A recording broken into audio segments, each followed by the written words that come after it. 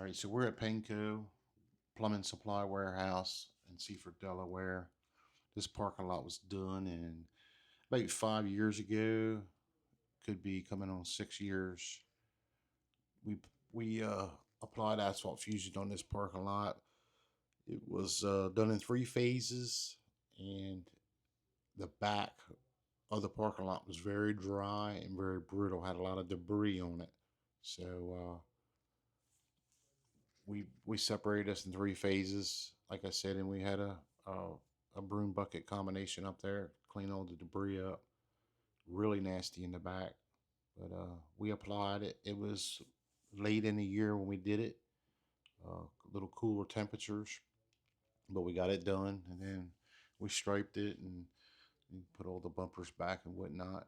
Now, smash that like button, man. Help us out here. Give us a thumbs up. Cranking some new content out. You guys like this video? You like these drone videos? We're going to do more of them. Let me know in the comments if you really like this. All right, back to the video. Yeah, we're circling around this now. I'll show you all angles of it. You know, the sun affects certain things on parking lots, the way the angles are done, yada, yada, yada. But anyway, this parking lot will be up and ready again in the next year or two. Depends on the client when he wants to redo it. And you can see where I went back here in the back. You can see the lines going across. That's how you know it's about time to get it ready, get it done again. And like I said before, back here in the back, all the way to the right there, this parking lot was very, very dry back there. It takes a heavy beating back there.